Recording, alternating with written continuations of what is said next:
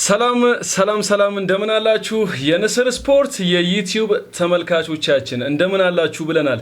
እንግዲህ ከዚህ ሰዓት ጀምሮ ደግሞ የንስር ስፖርት የትንተና ክፍል ባልደረቦች ሰብሰብ ብለን እንግዲህ ስለ 35ኛው የአፍሪካ ዋንጫ በሞሮኮ አስተናጋጅነት ስለሚደረገው ስለዚህ የአፍሪካ ዋንጫ አንዳንድ ነገሮችን እናነሳላችሁናል። በርከት ያሉ መረጃዎች ስለዚህ ስለ አፍሪካ ዋንጫ እየተነሱ ይገኛሉ። ውድድሩም ደግሞ የሚደረገው የዛሬ ሳምንት ነው። በነገራችን ላይ ጅማሩን የሚያደርገው የ7 ቀናቶች እድሜ ብቻ ነው የሚቀረው በሞሮኮ አስተናጋጅነት የሚደረገው 35ኛው የአፍሪካ ዋንጫ። በዚህ የአፍሪካ ዋንጫ ምን ይፈጠራል? ምንስ አዳዲስ ነገሮች ይኖራሉ? የፕሪሚየር ሊግ ክለቦችስ ማን የትኛው ክለብ የትኛውን ተጫዋች ካጣ የበለጠ ይጎዳል የሚሉትን በስፋት የምናነሳላችሁናል። እስቲ በመጀመሪያ የ35ኛው የአፍሪካ ዋንጫ የምድብ ድልድል ምን ይመስላል የሚለውን አንስቼላችሁ በቀጥታ ስለ አፍሪካ ዋንጫ አንዳንድ መረጃዎችን የምናነሳላችሁናል። በነገራችን ላይ የ35ኛው የአፍሪካ ዋንጫ ምድብ 1 ላይ የተቀመጠችው አስተናጋጇ ሞሮኮ ነች። ሞሮኮ፣ ማሊ፣ ዛምቢያ እና ኮሞሮስ በዚህ የምድብ 1 ግንኙነት ላይ እርስ በርስ የተደረደሩ ክለቦች ናቸው፣ ሀገራቶች ናቸው። ግሩፕ ቢ ላይ ግብጽ አለች፣ ደቡብ አፍሪካ፣ አንጎላ እና ዚምባብዌ ግሩፕ ቢ ላይ ተቀምጠዋል። ግሩፕ ሲ ናይጄሪያ፣ ቱኒዚያ፣ ኡጋንዳ እና ታንዛኒያ የተቀመጡ ሲሆን ግሩፕ ዲ ላይ ሴኔጋል፣ ዲአር ኮንጎ፣ ቤኒን እና ቦትስዋና መቀመጥ ችሏል። ግሩፕ ኢ ደግሞ አልጄሪያ፣ ቡርኪና ፋሶ፣ ኢኳቶሪያል ጊኒ እና ሱዳን ሲቀመጡ ግሩፕ ኤፍ ላይ በአንጻራዊነት ምርጡ እና አሪፉ ምድብ የተባለው ዲሞክራቲክ ካሜሮን እንደዚሁም ኮት ዲቫር ጊኒ እና እንደዚሁም ደግሞ ሞዛምቢክ የተደለደሉበት ይህ ድልድል በአፍሪካ ዋንጫ የዛሬ ሳምንት በሚደረገው በዚህ ውድድር ላይ ከሚጠበቁት ምድቦች መካከል ግሩፕ ኤፍ የሚጠቀስ ይሆናል። ስለ አፍሪካ ዋንጫ አንዳንድ መረጃዎችን በስፋት የምናነሳላችሁ ይሆናል። ፕሪሚየር ሊግ ክለቦች የአፍሪካ ዋንጫን የሚያጡ ተጫዋቾች በርከት ያሉት ናቸው። ከትናንት ጀምሮ በርከት ያሉ ተጫዋቾች ወደ ሀገራቸው ሄደዋል። እነ ሞሳላን ጀምሮ ካርሎስ ባሌባን በብራይተን እንደዚሁ በርከት ያሉ ተጫዋቾች ትናንትና እንግዲህ የመጨረሻ ጨዋታዎቻቸውን ለክለቦቻቸው አድርገው ወደ አፍሪካ ዋንጫ መጓዝ ችለዋል። ዛሬም ደግሞ አድርገው የሚሰነባበቱ ተጫዋቾች አሉ። ከነዛ ውስጥ ደግሞ መጀመሪያው የፕሪሚየር ሊጉ ክለብ ሰንደርላንድ ነው። ሰንደርላንድ 6 ተጫዋቾችን በአፍሪካ ዋንጫ የሚያጣ ይሆናል። ይህም ደግሞ በፕሪሚየር ሊጉ ከፍተኛ ቁጥርን የሚይዘው የሰንደርላንድ ነው። 6 ተጫዋቾችን ሰንደርላንድ ያጣል። በርንሌ 3 ተጫዋች፣ ፉላም 3፣ ዩናይትድ ማንቸስተር ዩናይትድም 3 ተጫዋቾችን የሚያጣ ይሆናል። ብራያን ምቡሞ፣ አማድ ዲያሎ እና ኖዋስር ማዝራዊን ወሳኝ የሚባሉ ተጫዋቾችን ማንቸስተር ዩናይትድ የሚያጣ ይሆናል። ብሬንትፎርድ እና ኤቨርተንም ተመሳሳይ 2 ተጫዋቾችን የሚያጡ ይሆናል። ስለነዚህ ጉዳይ እናነሳለን።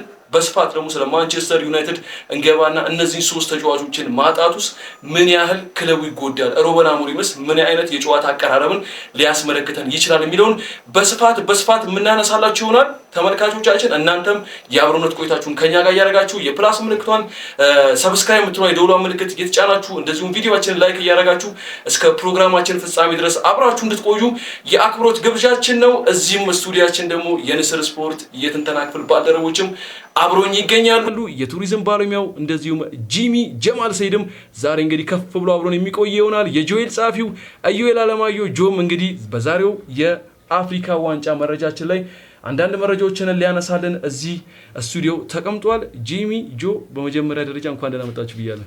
እንኳን ደህና ቆየ ዜዶ። ሁሉ ሰላም? ሳምንቱ እንዴት አለፈ? አሪፍ ነበር። ቆንጆ የእግር ኳስ ሳምንት እያሳለፍንም እንገኛለን።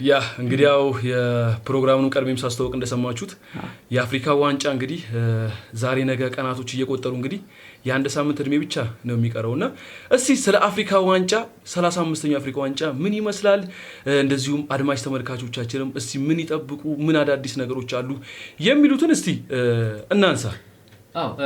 በርካታ ሀሳቦች እንግዲህ ተነስተዋል። የአፍሪካ ዋንጫ በጣም የሚጠበቅ ነው። እንደ አፍሪካዊነታችን ትልቁ የምንኮራበት ነው። ምክንያቱም ለመሳተፍ ምድሉም ስለነበረን ኢትዮጵያ ሀገራችንም እንግዲህ 3ኛውን የአፍሪካ ዋንጫ አንስታለች። እንግዲህ በተለይ ደግሞ በጎደሎ ቁጥር የሚታወቅ ነው ይህ ቶርናመንት እንግዲህ በ1970 ያኔ እንግዲህ ግብጽ የመጀመሪያውን የአፍሪካ ዋንጫ አንደኛና ሁለተኛውን ከወሰደች በኋላ ኢትዮጵያ ነች ቀጣይ ወሰደችው እና ከዛም በኋላ በይሄ ጎደሎ ቁጥር የሚባለው አይደል ላይክ 2 3 5 7 ምናምን በሚል የመጣ ነበርና ከዛን ጊዜ በኋላ እንግዲህ ኦልሞስት 35 ጊዜ ቶርናመንት ተካሂዷል። ያ ማለት በየ2 አመቱ የሚከናወን ቶርናመንት ነው። የዘንድሮ ለየት የሚያደርገው እንግዲህ ለ2025 የአፍሪካ ዋንጫ ተመራጭ የነበረችው ለሁለት ዓመታት ያክል ኦልሞስት ጊኒ ነበረች ሆስት የምታደርገውና ሙሴፔ እንግዲህ ይህንን አዲስ ወደፊት ካላት የኢንፍራስትራክቸር ችግሮች ወይም ደግሞ ተመጣጣኝ የሆነ የአፍሪካ ዋንጫ ዝግጅት ላይ ብቁ አለመሆኗን እንግዲህ ካሳወቀች በኋላ ሞሮኮ ይህንን እድል አግኝታለች ማለት ነው። ይህን እድል ስታገኝ ሞሮኮ በ6 ስቴዲየሞች ነው የሚከናወነው። ትልልቅ ስቴዲየሞችም ገንብታለች። ያላትን ኢንፍራስትራክቸር ይታወቃልና ይሄ ብቻ አይደለም። የ2030 የዓለም ዋንጫም ከስፔን እና ከፖርቹጋል ጋር ታዘጋጃለችና ሞሮኮ ምን ያክል እንግዲህ በእግር ኳሱም እያደገች እንደሆነ በአጠቃላይ እንግዲህ የሀገር እድገቶች ከፍ ያለ በመጣበት መንገድ አለና በቱሪዝም አንፃር በርከት ያለ ስራዎችን እየሰሩ ነው ያለው። እሱን ስንመለከታለን ማለት ነው። እንዲያልከው በጣም ትልቁ እንግዲህ ካፓሲቲ ያለው ፕሪንስ ሙሴፔ የሚባለው ስቴዲየም ነው። 68700 የሚይዘው እንግዲህ የመክፈቻውና የመጨረሻውን የፋይናል ጨዋታ የምንመለከትበት ስቴዲየም ነው ማለት ነው። ሌሎች አሉ ወደ 6 የሚጠጉ እንዳልኩ ስቴዲየሞች። እነሱንም ስንመለከት ይሄ ለኛ ሀገርም እግር ኳስ እንግዲህ የአፍሪካ ዋንጫን እናዘጋጃለን እያልን ያለነውና ምን ያክል ምን ነገሮች ይተበቁብናል የሚለውም በዛው እንግዲህ የሚመለከቱን ትልልቅ ባለሙያዎች ስላሉ እንዲያስቡበት ነው። ሌላው አርዳ ስቴዲየም የሚባለው ወይም ደግሞ አጋርዲ እንግዲህ 45480 ደጋፊዎችን መያዝ ይችላል ማለት ነው ይሄ ስቴዲየም። ሌላው መሐመድ ቪ ስታዲየም ይሄ ካዛብላንካ ያለው ካዛብላንካ የሚገኝ ነው። 45000 ደጋፊዎችን መያዝ ይችላል ማለት ነው። ሌላው ሶስተኛው እንደዚሁ 45000 ደጋፊ የሚይዘው ፌዝ ስታዲየም ነው። ፌዝ ስታዲየም 45000 ይይዛል። ይሄም ቀላል ቁጥር አይደለም። ሌላው ማራካሽ ስታዲየም ነው። 45240 ደጋፊዎችን መያዝ ይችላል። ትልቁና ዋነኛው ቅድም እንደነገርኩ ነው የፕሪንስ ሞሊ አብዱላህ ስታዲየም 68700 ደጋፊዎችን መያዝ ይችላል ማለት ነው። ሌላው 22000 ስታዲየም ተመልካች የሚይዘው ሙሊያ ሐሰን ስታዲየም ነው። የራባት አካባቢ የሚገኝ ነው። ይሄም ቀላል ቁጥር አይደለም። ሌላው ፕሪንስ ሞቤቢ ሌላ አለ። የኦሎምፒክ ስቴዲየማቸው 21000 ደጋፊዎችን የሚይዝ አለ ማለት ነው። አልብራንድ ስቴዲየም ደግሞ 18000 ደጋፊዎችን መያዝ ይችላል። ኤቭሪቦቶ ስታዲየም ታንጋር ነው። ይሄ ደግሞ 75000 ደጋፊዎችን ይይዛል። ይሄ በጣም ትልቅ ቁጥር የያዘው ይሄ ነው ማለት ነው።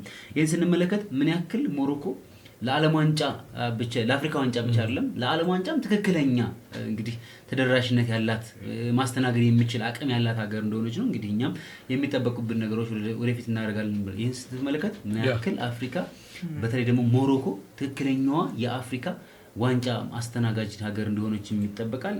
ሌላው በዘንድሮ ዓመት እንግዲህ የግሩፕ ስቴጅ ጨዋታዎች ቀደም አንተ እንደገለጽክልን አንድ ሳምንት ያክል ነው በፈረንጆች እንግዲህ ከዲሴምበር 21 እስከ ዲሴምበር 31 ድረስ የሚቆይ ነው። ለ7 ቀን ነው እንግዲህ ይሄን የሚቆየው በተለያዩ ስቴዲየሞች ስለሆነ ማለት ነው። ራውንድ ኦፍ 6 ወይም ደግሞ ወደ 16ቱ ለማለፍ ከዲሴምበር 3 እስከ ጃንዋሪ 6 የሚቆይ ነው ማለት ነው።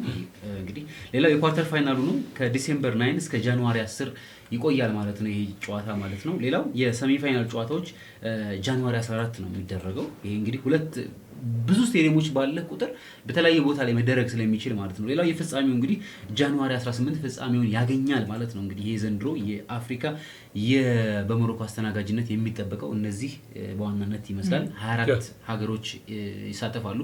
በነገራችን ላይ ከሚታወቁ ሀገሮች መካከል እንግዲህ ጋናና ኬፕ ቨርዲን አንመለከታቸውም። እኔ እንደውም ረጅም ጊዜ በኋላ የዓለም ዋንጫ ማለፏን ነው እንጂ ለካ በዓለም ዋንጫ ላይ ትኩረት ማድረጋቸው ኬፕ ቨርዲም ዓለም ዋንጫ ላይ ትኩረታቸውን አድርገዋል። ይሄ በጣም አይደል ነው ይበልጣል። አትደራደርም በዓለም ዋንጫ ለመጀመሪያ ጊዜ አልፋለች። ጋናም ከረጅም ጊዜ ቆይታ በኋላ አልፋለች። ለሩብ ፍጻሜ በመግባት ሪከርድ ያዘችው እሷ ነበረች። ያንን ሪከርድ ሞሮኮ እስክታሸንፋት ድረስ እና በዘንድሮ የአፍሪካ ዋንጫ ምናልባት ማንመለከታቸው ጋናን ግን አለመመልከት በጣም ከባድ ነው አይደል? ኬፕ ቨርዲንም እናስተውሳለን አይደል? በካሜሩን ዓለም ዋንጫ ላይ በኢትዮጵያ መድብ የነበረበችበትን ጊዜም እናስተውሳልና ኬፕ ቨርዲና ጋና ይበልጥ ደግሞ ጋናን ደግሞ እዚህ ቱርናመንት ላይ አለመመልከት እንትኑ ውድድሩ ላይ አንዳች ነገር እንዳይጎል ታነሳለህ። ምክንያቱም ጋና በጣም በኳሊቲ ደረጃ በተጫዋቾች ደረጃ ብዙ ተጫዋቾችን የምታነሳባት ሀገር ነች እና እሱን ማንሳት ይቻላል። ጆ እንዴት ነው እስቲ እዚህ ጉዳይ ላይ የሚጨምረው ማሳብ ካለ? ምናልባት ጂሚ አብዛኛውን የጨዋታው ፎርማት እንዴት እንደሚሆን የውድድሩ ፎርማት እንዴት ሊሆን እንደሚችል ጠቅልል አድርጎ በአሪፍ ሁኔታ ገልጾታል ብዬ አስባለሁ እና በእንደዚህ አይነት መልኩ ነው እየተከናወነ የሚቀጥለው እስከ ጃንዋሪ 18 ድረስ ማለት ነውና ከዲሴምበር 21 እስከ 18 ድረስ የሚደረግ ውድድር ነው ተብሎ ነው የሚጠበቀውና ምናልባት ይሄ ውድድር እንግዲህ በብዙ እንድጠብቀው የሚያደርገንም ብዙ አይነት ተጫዋቾችን እንመለከትበታለን።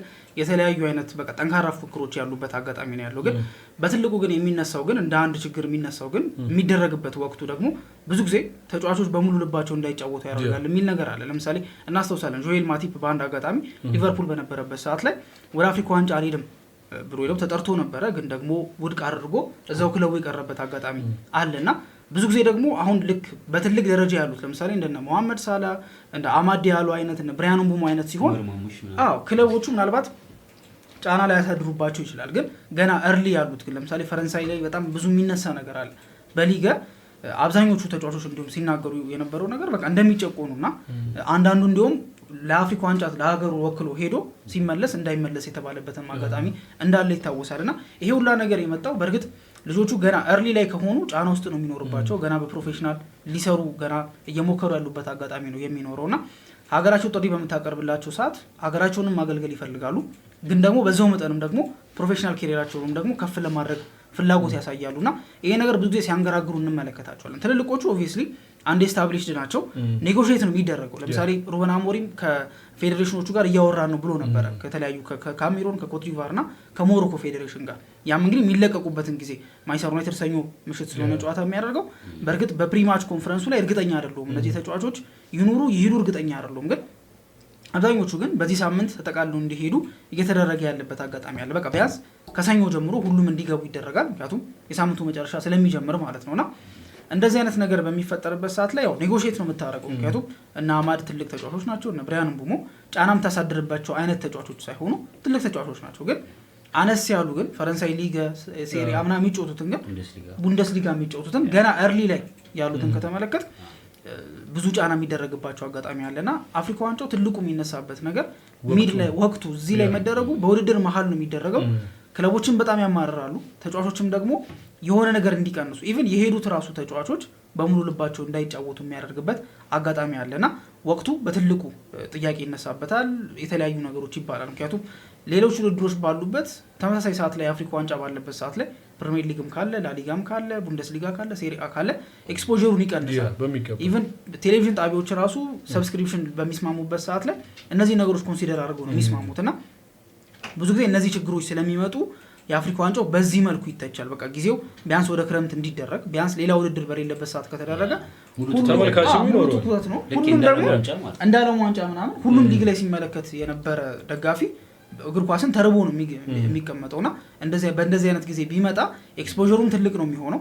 ተጫዋቾችም በሙሉ ልባቸው ይጫወታሉ፣ ምክንያቱም የረፍት ጊዜያቸው ነው። ስለዚህ ራሳቸውን ማሳየት የሚችሉበት አጋጣሚ ይኖራል ተብሎ ነው የሚታሰበውና ከዚህ አንጻር የሚጫወት ወይ ደግሞ ውድድሩ የሚደረግበት ወቅት ትንሽ ሲታማ እንመለከተዋለን እና ተጫዋቾችም እግራቸውን ይጎትታሉ ሲባል እንሰማለን። ከበፊት ጀምሮ እንደነ ሱሊሙን ታሪ አይነት ተጫዋቾች እነ ኬቪን ፕሪንስ ቦአቲንግ ለምሳሌ ዓለም ዋንጫው ላይ የሚያሳዩት ፐርፎርማንስ እና አፍሪካ ዋንጫው ላይ እንዲሁም ወደ አፍሪካ ዋንጫ የማይመጣበትም ጊዜ ነበር። አንዳንድ ጊዜ ላይ ፕሪንስን በተለይ ዓለም ዋንጫ ላይ ብቻ የምናገኝበት አጋጣሚ ነበርና አንድ አይነት አይደለም። አሳሞአ ጂያን ልክ በአፍሪካ ዋንጫ ሲሆንና ወርልድ ካፕ ላይ ሲሆን ተመሳሳይ አይደለም። ኢቨን የጋና ብሔራዊ ቡድን ወደ ወርልድ ካፕ አልፎ ወደ አፍሪካ ያላለፈበትን መንገድ ስትመለከት የሚሰጡትን ትኩረት ራሱ አገልግሎትም በዛው ልክ ትረዳበታለህ እና ይሄ ነገር ምናልባት ተጫዋቾቹን መረዳት ያስፈልጋል የሚሉም አሉ። አንዳንዴ ደግሞ ተጫዋቾቹ ያው በዩሮፕ ደረጃ ፓትሪዮቲዝም እንዲኖራቸው የሚጠበቅበትም አጋጣሚ አለ። ግን ያው አንደርስታንድ ማድረግ ያለብን ነገር ተጫዋቾቹ ስትራግል አድርገው በስንት መስዋዕትነት ነው እዛ የሚገቡት።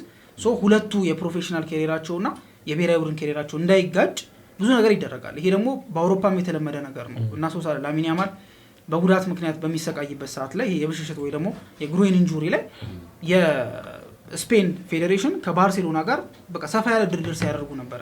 ልጁ ያው ሀገሩን ማገልገል ይፈልጋል። እንዲሁም በባለፈው እኮ ብሬክ ላይ ኢንተርናሽናል ብሬክ ላይ ወደ ስፔን ብሔራዊ ቡድን ካምፕ ገብቶ ነው ሰኞ ካምፕ ገብቶ ማክሰኞ እንዲወጣ የተደረገበት እና ይህም እንግዲህ ለሀገሩ እንዲጫወት ይፈልጋል።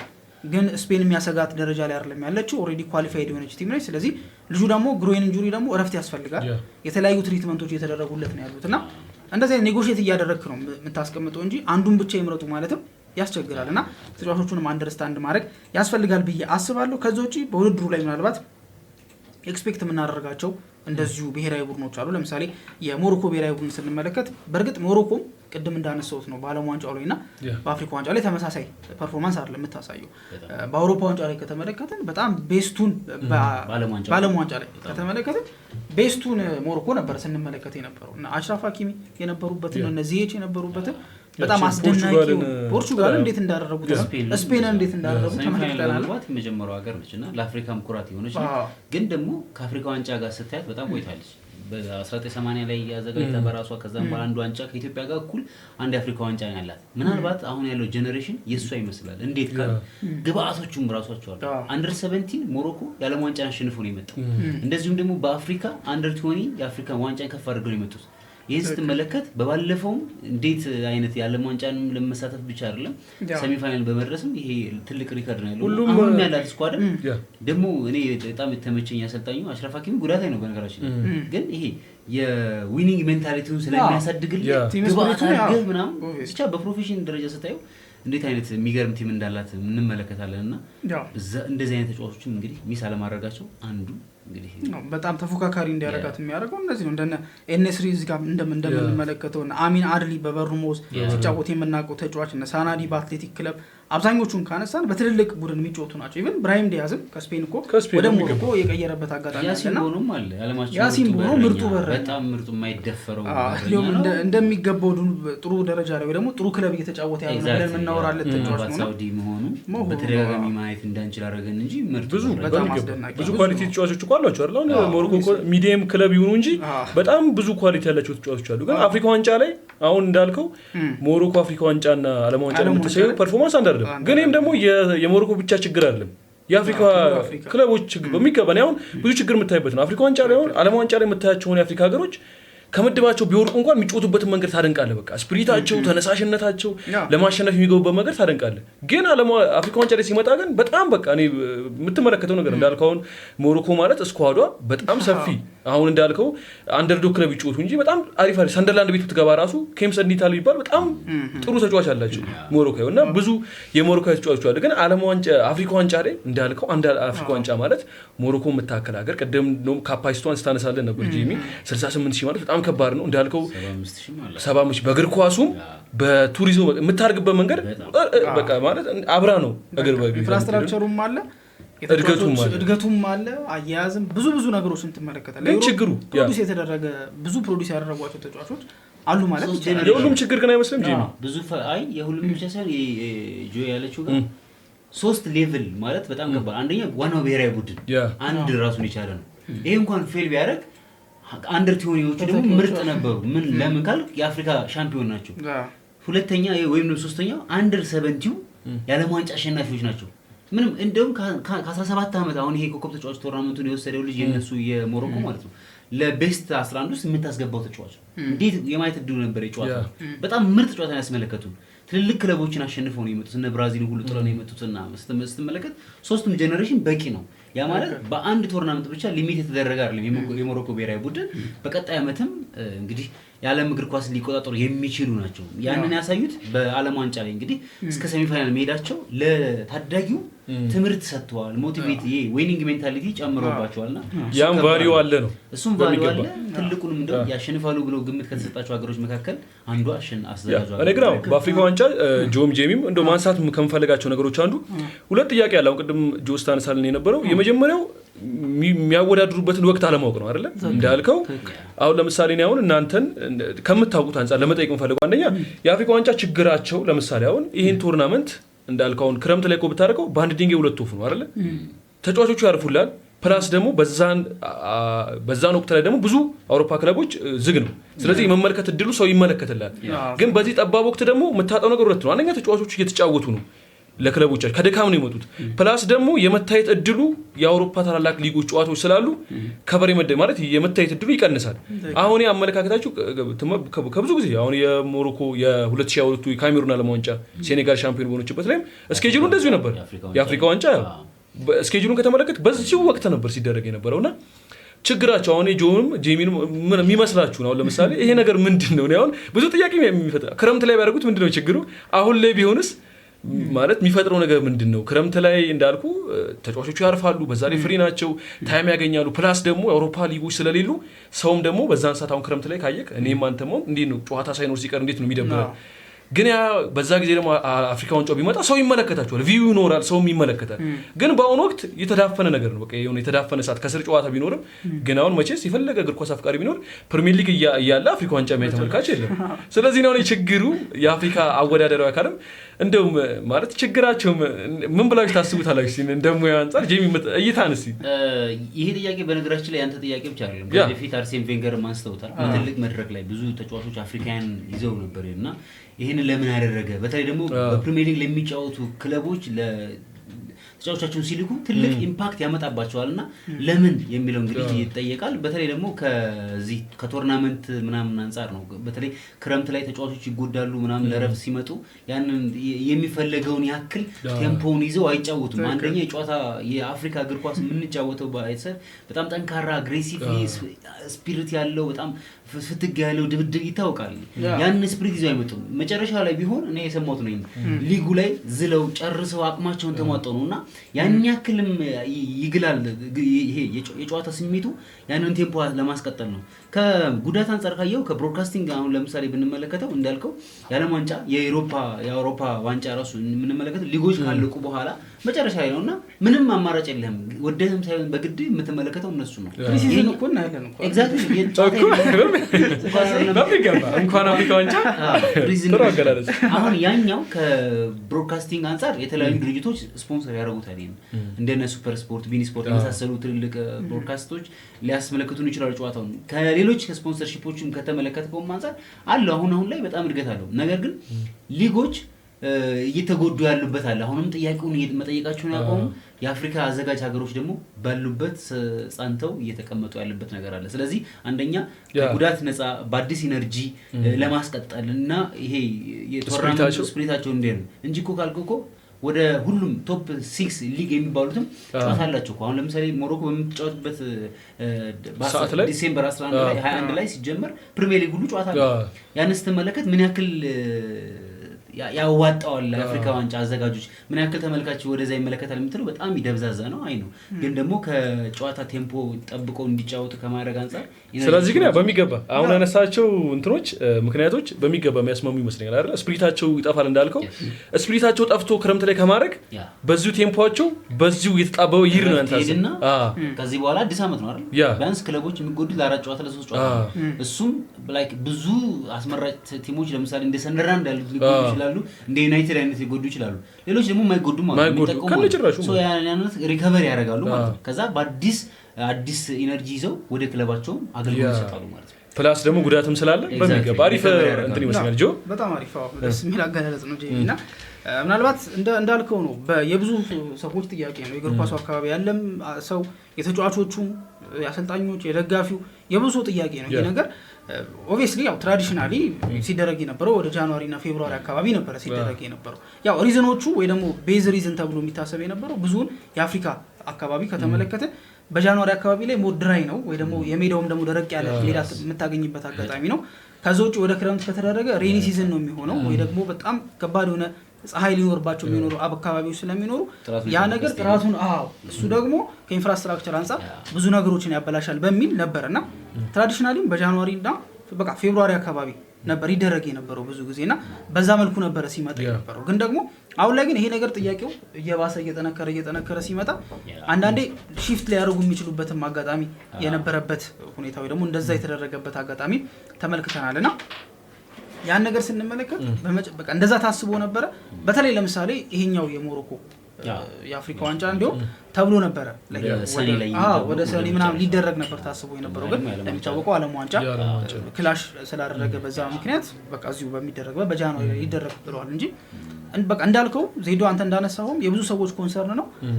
ትራዲሽናሊ ተጀምሮ ነበረ፣ ግን አሁን ላይ ምናልባት የተሻለ ኢንፍራስትራክቸር ያላቸው ሀገራት ስላሉ እንደ ሞሮኮ አይነት ሀገራት ስላሉ ሞር በቃ ክረምትን ቢደረግ ምክንያቱም አሁን ብቸኛ ሪዝን ላይ ያቀርቡ የሚችሉት ነገር በቃ ይሄ የእንትኑ ጉዳይ ነው የሜዳ ጉዳይ ነው በብቸኝነት በቃ እንጂ ከዛ ውጭ ያለው ላይ ጂሚ ያነሳቸው ሀሳቦች እንዳሉ ሆነው ማለት ነው እነሱ እንዳለ አንድ ባንድ ትክክል ሆኖ ሳለ በብዛት ደግሞ በቃ እምቢ ያላቸው ነገር ያ ነገር ነበር። ኢንፍራስትራክቸሩ ደግሞ ከፍ ሲል ደግሞ ሞደርናይዝ እየተደረገ ሲመጣ ደግሞ እንደዚህ አይነት ሀሳቦችን አታመጣም አይደለ? ከአቅም በላይ ሲሆን ነው ብዙ ጊዜ ኤክስቴንድ የሚደረጉት። አውሮፓ ላይም ያው ኦብቪየስሊ የተፈጥሮ ነገር ተመልክተናል። በአሜሪካም እኮ በክለብ ወርልድ ካፕ ላይ ኤክስቴንድ ጨዋታ ይቋረጣል፣ ረጅም ሰዓት የፈጀ ጨዋታዎችን ተመልክተናል አይደለ? ከቤኒፊካ ጋር የነበረው ጨዋታ ይመስለኛል አይደለ? በጣም ረጅም ሰዓት የፈጀ ጨዋታም ነበርና እነዚህ ችግሮች ወይ ደግሞ እነዚህ ሀሳቦች አሉ። አሁንም ከተፈጥሮ በላይ ልትሆን አትችልም፣ ግን ኢንፍራስትራክቸራሊ ያው በተሻለ መልኩ ካደረክ ግን መስተካከል ይችላል የሚል ሀሳብ ነበር። ከዛ አንጻር ወደ ክረምት ላይ ያደረጉት ነበር። ይሄኛው ግን ስፔሲፊካሊ ዓለም ዋንጫ ምክንያት ዓለም ዋንጫ ስላለ ነውና እንዳልከው ኮንሲደር ማድረጋቸው አይቀርም። በኔ እምነት ወይ ደግሞ ስገምት ከዚህ በኋላ የሚኖሩት ወደ ጁላይ ምናምን የሚዘዋወሩ ይመስለኛል። ስለዚህ በአጠቃላይ ግን ጆዋን ካነሳ ነው ሀሳብ አንጻር አሁን ቅድም እኔም ያነሳሁትና ጂሚም እነ ቬንገርን ብሎ ብለ ይመለስክና አሪፍ መልሳልና አሁን ማለት በጥያቄ ደረጃ አሁን የአፍሪካ ትክክላቸው አሁን እኔ አሁን በግሌ ትክክል አይደሉም ብዬ ነበር ሳስብ ነበር ማለት ለምን እንዲያደርጋሉ። ግን ጄሚ ደግሞ ሪዝኖቹን ስነግረኝ በጣም ትክክለኛ የሆነ ሪዝን የነገርከኝ እንዳልከው ጉዳት ቢኖርስ አሁን አፍሪካ ዋንጫ ላይ ጉዳት ቢመጣስ ማለት ታሰለፍ ነው። ዝናብ ቢኖርስ ፕላስ ደግሞ ስፒሪታቸው የማሸነፍ ነገር ቢጠፋስ አሁን ስለዚህ ነው ድሮ የሚሰማኝ ነገር ምን ሆኖ ነው ብዬ አስብ ነበር። ያውኑ ሪዝን ግን የነገርከኝ የዝናብ ችግር ሊኖር ይችላል። የሜዳውም ጉዳዩን ጆስ ታነሳው ነበር። ስፒሪታቸው ጉዳት ነገር ሊኖር ስለሚችል እንደፈለገ ስኬጁሉ ቢጣበብ እንዳልከው አሪፍ ሀሳብ ይመስለኛል። ወደ ሌላኛው የመወያ ርዕሳችን ስናልፍ ያው ቀደም ስናነሳው ነበረ የአፍሪካ ዋንጫ በርከት ያሉ ክለቦች ያሳተፋሉ።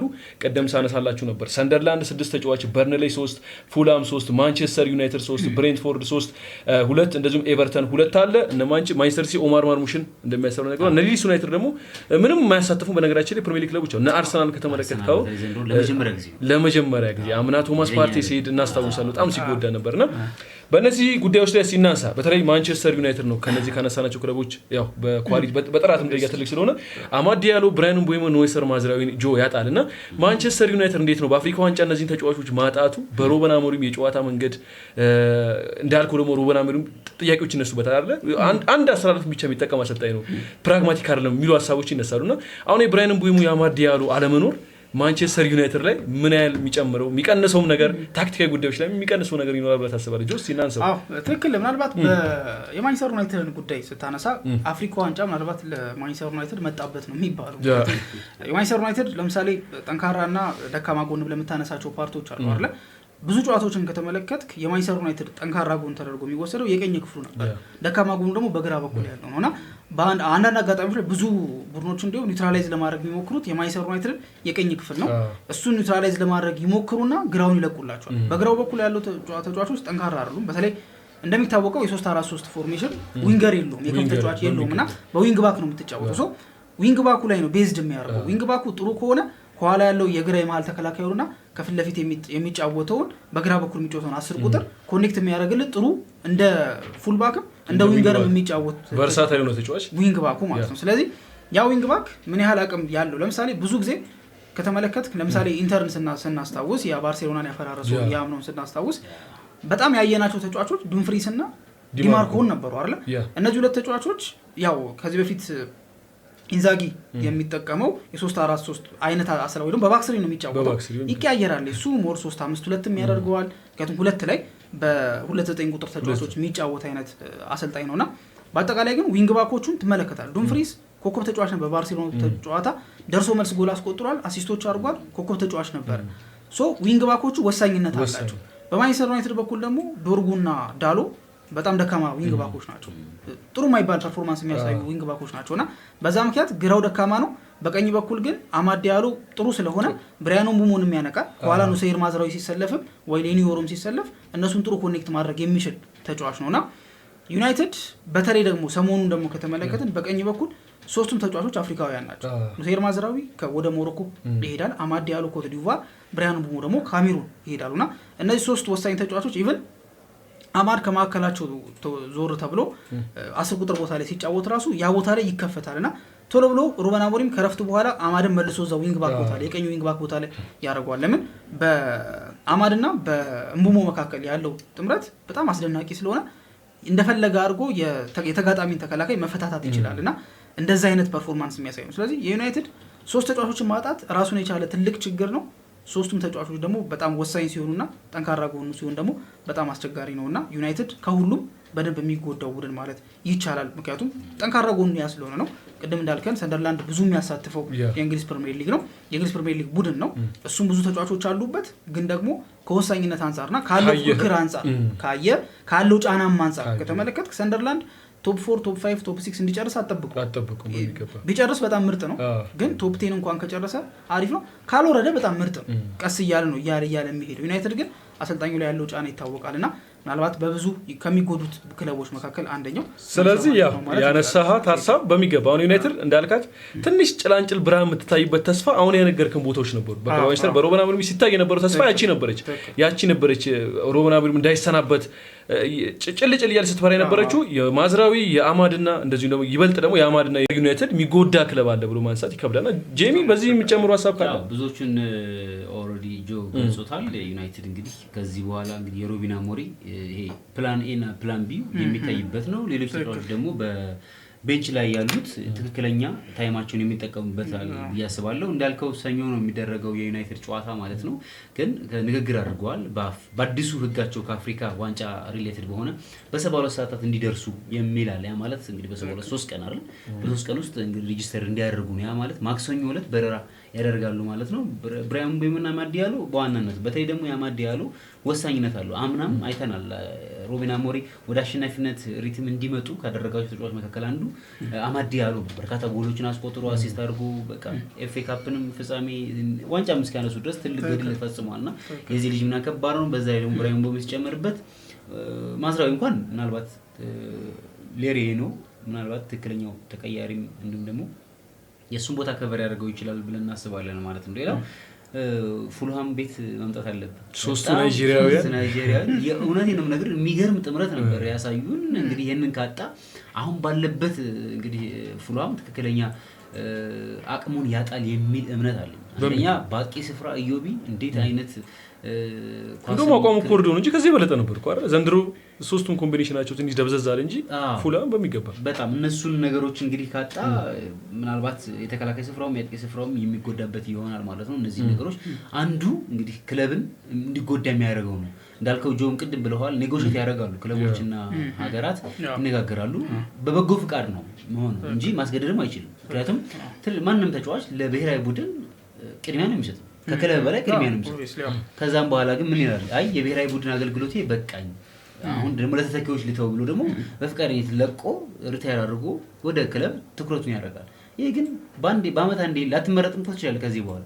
ስለዚህ ሪፕሬዘንታንት ለማድረግ ሁሉም ይጥራልና ምናልባት ዘንድሮ ፉልሃም 3 ተጫዋቾችን በማጣቱ ትንሽ ሊጎዳ ይችላል ማለት ነው። ሌላው መሐመድ ሳላህን እንመለከታለን በሊቨርፑል ቤት እንግዲህ በገባበት ጨዋታ ላይ ወይ ጎል ያስቆጥራል ወይ አሲስት ያደርጋል። እንግዲህ በፕሪሚየር ሊጉ ታሪክ 277 ጎል አስተዋጽኦ በማድረግ ለሊቨርፑል ብቻ ሪከርዶችንም ይዟል። ይሄ ትልቅ ቁጥር አይደለም። በዘንድሮ አመትም ምናልባት በ3 ጨዋታ ባለፈው ማውራተን ነበር ከፊራ ጋር ትክክል ናቸው አይደለም አርለሶት የሚለው ሌላ ጥያቄ ሆኖ አሁን ላይ ግን ትናንትና ጎሜዝ ተቀይሮ ገብቶ ተጽዕኖ ሲያሳድር አይተናል። አሲስት ሲያደርግ ከኮርና በቀጥታ ያ እንደዚህ ምን ሉዝ ያደርጋል ካልክ ኮንሲስተንሲ ያለው የጎል ይሄ ትክክለኛ የጎል ፈጣሪ ተጫዋቾችን ያጣል ማለት ነው። ምንም እንኳን ሌላው ደግሞ ተጽዕኖ ያሳድራል። ለማን ላይ አንዴ እንግዲህ ይሄ ቦክሲንግ ላይ የሚመጣው በብዛት የሚያናድድ ነገር ፕሪሚየር ሊጎቹ የሚጎዱት ቦክሲንግ ላይ የሚል ባህል ስላላቸው ተራራቢ ጨዋታዎች አላቸውና ያንን ያጣሉ። ስለዚህ መሐመድ ሳላህ ምናልባት በሊቨርፑል ብቸኛው ተጫዋች ነው ወደ አፍሪካ የሚጓዘው እሱና ሌላው ግን በዘንድሮ ትልቅ ለውጥ ካመጡ ክለቦች መካከል እንግዲህ ኤቨርተን የተሻሻለ የመጣበት መንገድ አለና ኤቨርተን መሀል ሜዳው ላይ አይተነዋል። ድሪስ ጋናጎዬ ምን ያክል ጠንካራ ተጫዋች እንደሆነ እንዲሁም ደግሞ ኒዲያ በጣም ይሄ ወጣት ወደፊት ደግሞ የአፍሪካን እግር ኳስ የሚቆጣጠር ልጅ ነውና ቁጥራቸው አነሰ እንጂ በጣም ወሳኝ የሚባሉ ተጫዋቾች ባሉበት ተጫዋች ምን ያክል መሰሶ ኤቨርተን ማንሳት ይችላል። ትክክለኛ ሀሳብ ነው ያነሳው ጄሚ አይደል? ኢሊማኒ እንጂ እየሰጠ ያለው ነገር በጣም ድንቅ ነውና በአጠቃላይ ግን በርከት ያሉ እናንሳቸው። በተለይ ሰንደርላንድ ቤት ከገባን ኬምሰዲን ታልቢ፣ ሀቢብ ዲያራ፣ ነሊልዶ ማንዳባ፣ በርትናንድ ትራውሬ፣ አርቱር ማስዋኩ፣ ኖ ሳዲቂን የመሳሰሉ ተጫዋቾች ይሰኛሉ። ማንቸስተር ዩናይትድ እንዳነሳ ነው አማድ ዲያሎ፣ ብራያን ምቤሞ፣ ኖሰር ማዝራዊ ይሄዳሉ። ፉላም ላይ 3ቱ ናይጄሪያውያን እንግዲህ የመከላከል አቅሙ ከኤልበን ባሲ፣ አሌክስ ኢዮቢና እንደዚሁም ሳሙኤል ቺኩዌዜ ይሄዳሉ። በርንሌ ላይ አክሲር ኤርቷን ዘቤ፣ ሌቭ ፍሬዘር፣ ሃኒባል ሙጅሪምን የመሳሰሉ ተጫዋቾች ይሄዳሉ። ኖቲንጋም ቤት ኢብራሂማ ሳንጋሬ እና ዊሊ ቦሊ ሲሄዱ ኤቨርተን አሁን እንዳነሳው ኢልማን እንዲያይ እና ሪሳ ጋና ይሄዳሉ። ብሬንትፎርድ ላይ ዳንጎ ታራ ወደ ቡርኪና ፋሶ፣ ፍራንክ ኦኒየንካ ወደ ናይጄሪያ ይሄዳል። ማንቸስተር ሲቲ ደግሞ ግብፅን የሚወክለው ኦማር ማርሙሽ እና ሪያን አይትኑሪ ወደ አልጄሪያ የሚያቀኑ ይሆናል። ቶተንሃም ሆትስፐር ላይ ፔፕ ማተርሳር፣ የቪስ ቢሱማ የሚያቀኑ ሲሆን ዌስትሃም ላይ አሮን ዋን-ቢሳካ እና ኤልሃጂ ኤልዲዩፍ አስደናቂው የግራ መስመር ተጫዋች ሴኔጋላዊውም የሚያጣ ይሆናል። ወልቭስ ቤት ታንዋንዳ ሪቼዋ ይባል በጣም ብዙም አይታወቅ በወልቭስ መሄዱም እንትን ማይል ተጫዋች ነው። ሌላኛው ደግሞ ኢማኑኤል አግባዱ ነው። በጣም አስገራሚ የሚባል ተከላካይ ያላቸው በነገራቸው ለወልቭስ ዘንድሮ አቋማቸው ወረድ እንጂ በግል በጣም ጥሩ ጊዜን እያሳለፈ የሚሄድ ተጫዋች ነው። ብራይተን ቤት ካርሎስ ባሌባ አለ። ካርሎስ ያው አምና እናስታውሰዋለን ዘንድሮ አቋሙ ወረደ እንጂ። ክርስቲያን ፓላስም እስማኤል ሳር እንግዲህ ኤቨሬቼ ኤዜ ከሄደ በኋላ በጣም እያበበ የሚገኘው ተጫዋች እስማኤል ሳር ይሄዳል እና በአጠቃላይ ግን በአፍሪካ ዋንጫ የሚጎዱ ክለቦች ምን ይመስላሉ ብለን በስፋት አነሳን። የማይጎዱ ደግሞ ክለቦች ለምሳሌ ማንሳት እንችላለን። ማንቸስተር ሲቲ አንድ ተጫዋች ብቻ ነው የሚሄድበት፣ ሪያን አይትኑሪ እና ኦማር ማርሙሽ። ሁለት ተጫዋቾች አርሰናል ምንም አይሄድበትም። እንግዲህ ስለ አፍሪካ ዋንጫ መረጃዎች በስፋት አነሳንላችሁ። በርከት ያሉ መረጃዎችን ስለ አፍሪካ ዋንጫ የትኛው ክለብ ይጎዳል፣ ማይጎዳውስ ክለብ የቱ ነው፣ የአፍሪካ ዋንጫ መነሳቱ በዚህ ወቅት መደረጉ ምን ያህል ክለቦች ይጎዳሉ የሚለውን በስፋት አነሳን። ስለ አፍሪካ ዋንጫ የነበረን ቆይታ ይህንን ይመስል ነበረ። በስፋት ነው በነገራችን ላይ ያነሳንላችሁ። የአፍሪካ ዋንጫውም የዛሬ ሳምንት የ7 ቀናት እድሜ ብቻ ነው የሚቀረው። 35ኛው የሞሮኮ የአፍሪካ ዋንጫ ምን ይፈጠራል የሚለውን በስፋት ደግሞ የዛሬ ሳምንትም ጨዋታዎቹ ይጀመራሉ። አድማጭ ተመልካቾቻችን አብራችሁን ስለነበራችሁ ከልብ እናመሰግናለን። የደውል ምልክቷን የተጫናችሁ እንደዚሁ ቪዲዮአችንን ላይክ እያደረጋችሁ አብራችሁን እንድትቆዩ በአክብሮት አብራችሁን ስለቆያችሁ ከልብ እናመሰግናለን። እዚህ ስቱዲዮ ጀማል ሰኢድ እንደዚሁም እዮል አለማየሁ እኔ የንስር ስፖርት ኮሜንታተርም ዘነበው ብሸት አብረናችሁ ከፍ ብለን አመሸን። በቀጣይ ጊዜም ዋልን። በቀጣይ ጊዜም እንግዲህ ምን ገናኝ ይሆናል። አብራችሁን ስለነበራችሁ ከልብ እናመሰግናለን። ተሰናብቱልና በቀጣይ ጠብቁን። አሪፍ ፕሮግራም ይዘን እንመጣለን። መልካም ጊዜ ይሆንላችሁ። በቀጣይ እስከምንገናኝ በቀጠሮ እንለያይ በሚገባ